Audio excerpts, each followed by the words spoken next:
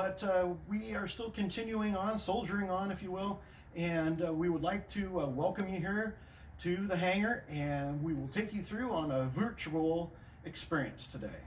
Great. So I wanted to just kind of comment. The last time Jayson and I stood at this door for our photo, we were getting the keys to the facility. So we've done a lot since then, and we want to share it with you today. So come on inside. Hi everybody, so we're in the PX today. I'm not sure if you know about our PX, but I just expanded our online catalog. So I wanted to make sure you knew about that. And a couple things I wanted to show you as members, and I know you're really dedicated to the restoration of the B-17. This is an actual artifact that is of the aircraft. It's the skin from the ailerons. This is really rare. We don't do a lot of that kind of stuff. And wanted you to know about it because there's only 8 left. They're $30 and they are online in our online catalog. So it's one of the items you can see there. We also have a new cup that's pretty cool that didn't film very good, so I just wanted to hold it for you today to show you. Lots of hats in, lots of really fun merchandise. So check out our online catalog. Okay, so what you're seeing here is a placeholder for a new diorama exhibit of the gas station bomber. Lori Hines is working on it, and Par Lumber just donated all of the lumber to build the case that it will sit on.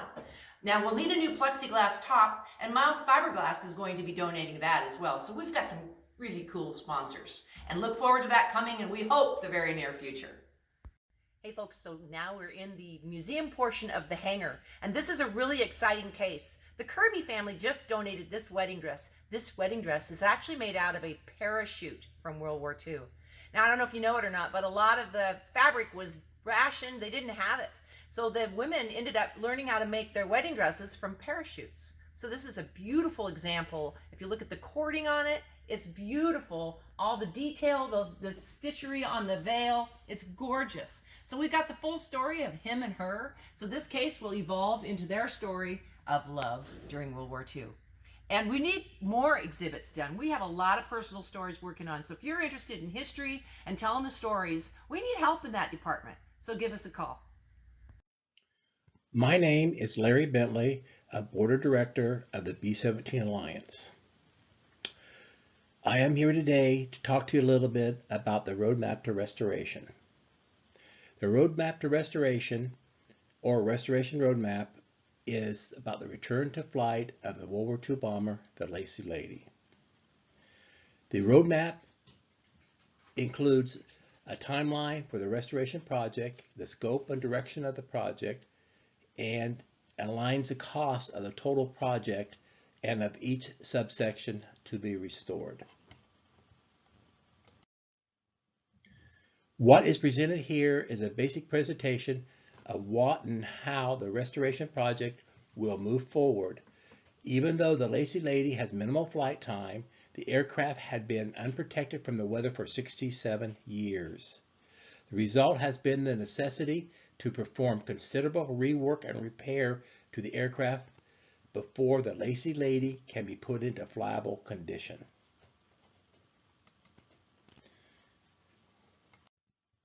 The restoration process is very complex. The first step in a restoration project is to determine the state and condition of the project under consideration. The second step is complete disassembly of the aircraft, as indicated here, into its major sections, including forward fuselage, inboard, outboard, wing sections, and also the stabilizers, along with many other sections, including like wings, engines, and propellers. The third step would be to complete the disassembly, testing, and inspection of each section. The fourth is a remanufacture of all required parts and the reassembling of the section. And finally, the fifth is inspection, and followed by the remating of each section. The restoration of the Lacey Lady for return to flight is very expensive and time-consuming. The estimated cost of the project is in excess of $9 million. The completed project will be in excess of 15 years, beginning in the 2020 timeframe, with the projected completion date of 2035 to 2040. This is not to take into account the 10 to 15 years of dedicated work already accomplished by the B-17 Alliance. The project is highly dependent on the availability of funds, the number of volunteers, the number of paid and certified personnel to complete the project. to obtain the coveted FAA certification for return to flight. The restoration and return to flight of the Lacey Lady is a very complex project requiring a large amount of funds, personnel, and time to complete this very difficult and complex project. Not to mention a very dedicated group of people to administer this project to successful completion. The restoration roadmap provides guidance and provides a map through which this very complex project can be successfully completed. I wish to thank you for your time. My name is Santillan. I'm here at the B-17 hangar. We have our display of the top turret for the B-17 itself. Our 50 caliber machine guns, which are replicas, were made to us and contributed by Charlie Miller. The idea of the top turret was to take this as a display to whichever event, or perhaps even an educational function, so that people can experience the mobility of a top turret as you see it. And right here I can demonstrate that this is mounted currently on a ring that allows the guns to rotate back and forth. In the time that they were mounted on the B-17s in combat, they were utilized by or moved by electronic gears, or electronic motors and gears. We have an apparatus that's a little different than what you would find on a B-17 aircraft. In a B-17 aircraft, you would be in a standing position, pretty much tight like this. Not a whole lot of mobility, but with enough room so that the entire mechanism for moving all the gun's bullets through chambers could function and also maintain the gunner. Here we had the concern mainly for safety purposes that we didn't have too high of a center of gravity for the little trailer. But as it is, people can experience this particular top turret by simply going inside and moving so that they can operate the guns and move them around and be able to see how well they function. Aside from that, there are a couple of people responsible beside myself for creating this trailer, and Larry and myself have been part of this team. There also have been contributions by Brian, who shined up our glass and also shined up all the diamond plate for the trailer as you see it.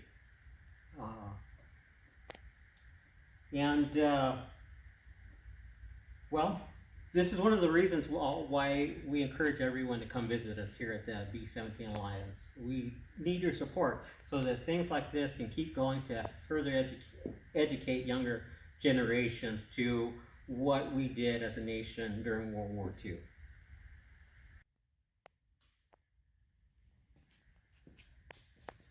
Hi folks, I'm back here again. Had to relinquish my hat so I can trade hats so that I can fit inside this turret and give you a small demonstration.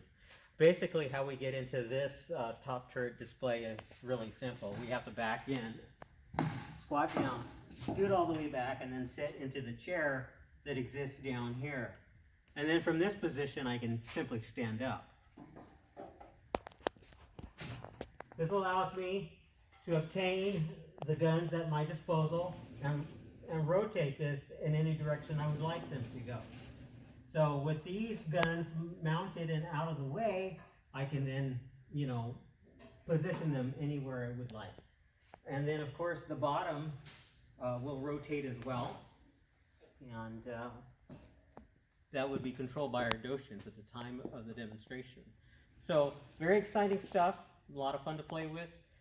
We invite you to come down and hang out, not only hang out with us, visit us, come learn what we're doing here, and just be a part of our goals with the B-17 Alliance. So I'd like to introduce you to one of the newest pieces of machinery that we have here in the hangar. We were just donated this 10-foot, about 6,000 pound shear. That's a sheet metal shear that was a gift from a gentleman in Woodburn, and he and his company were no longer using it. And so they donated it to us, so we're really excited about it. It's a great big industrial size one, you can see. It will allow us to shear up to very large size pieces of the skin. And we just recently, or just here as of yesterday, got the new sharpened teeth back on it. so that we can do it. So we're in the process of just cleaning it up, and it already functions. So it's just a matter of getting it detailed and making it look pretty. So we'll have that done here really soon. We also picked up a 10-foot sheet metal brake.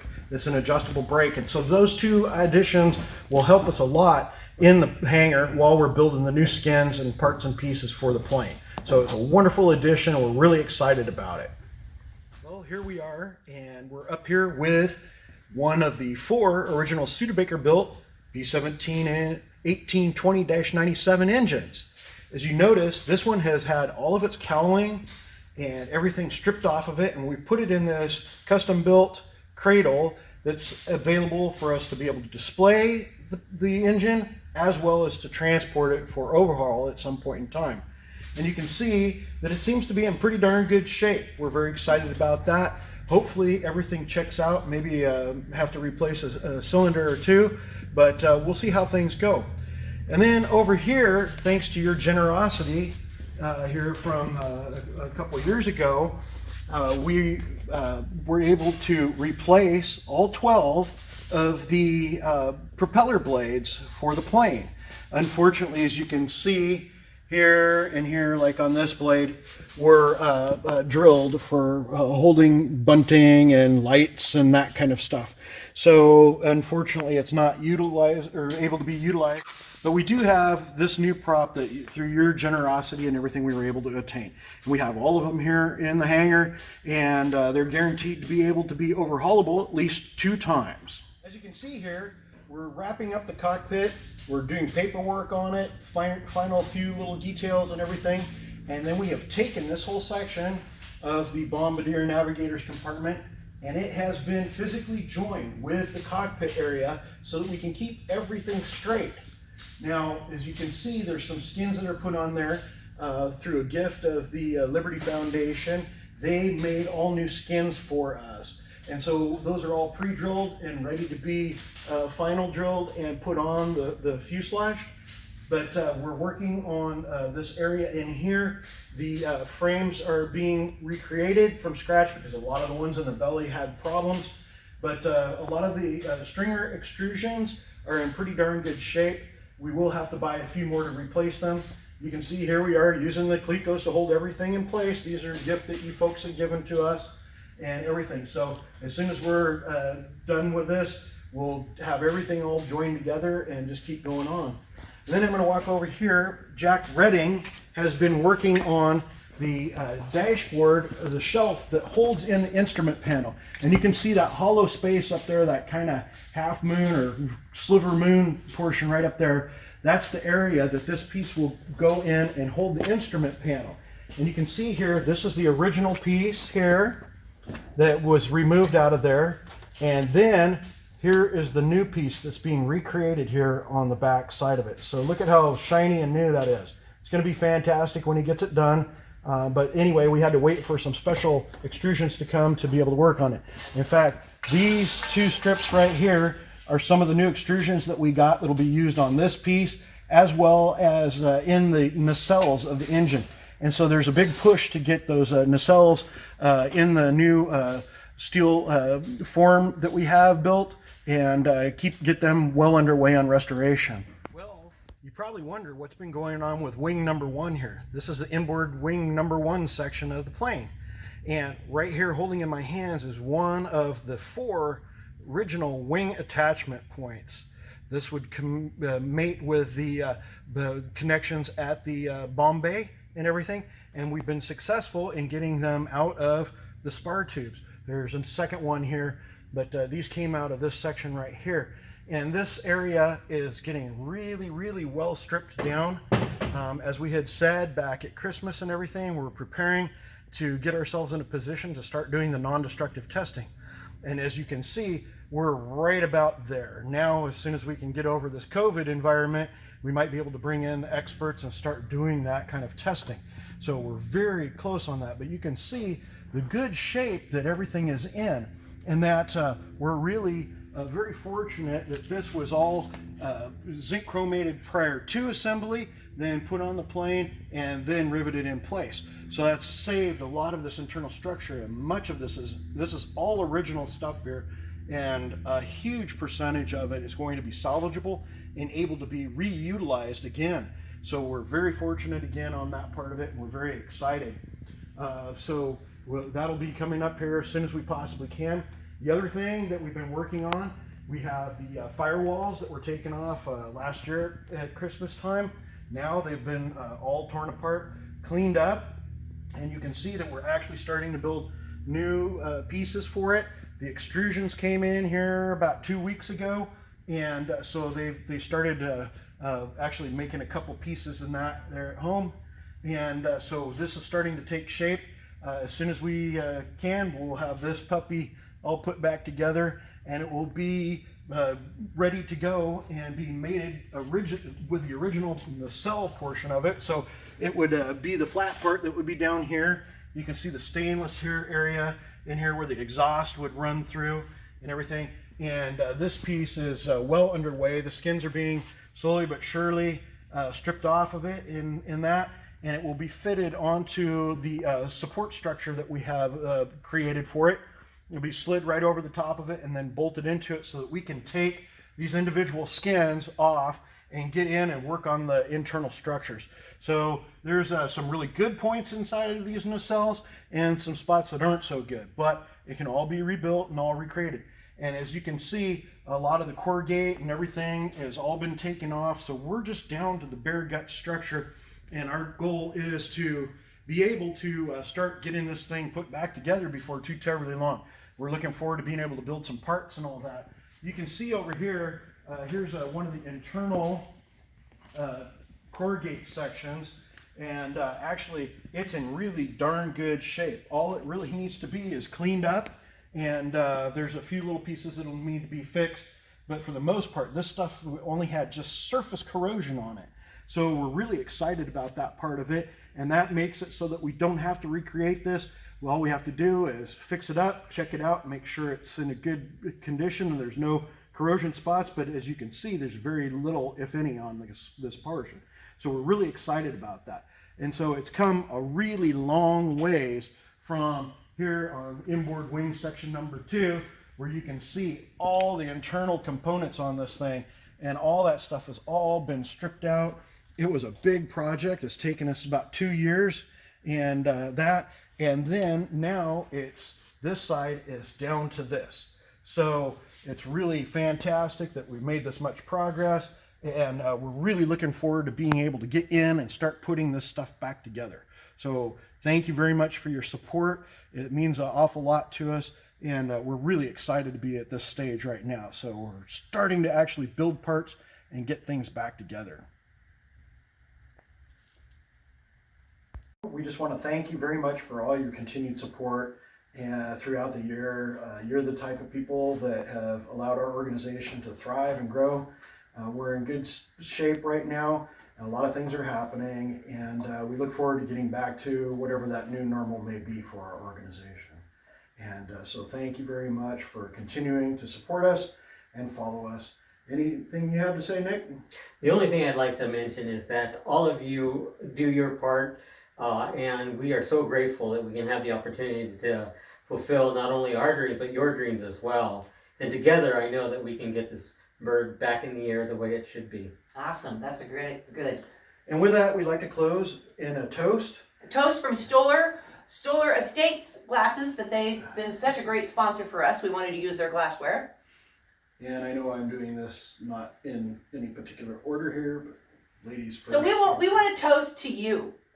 We want to toast to you and your support, because we couldn't do this without you. We need you badly. It's really, when we finally said we need people, that's when it happened. So I also want to just cheers to you. Thank you very much, and we look forward to even better, hopefully, rest of 2020, or maybe just 2021. We'll continue on, we'll soldier on, and we'll continue to make great strides this next coming season. So thank you very much. Keep us in your prayers. Cheers. God bless you, and God bless America.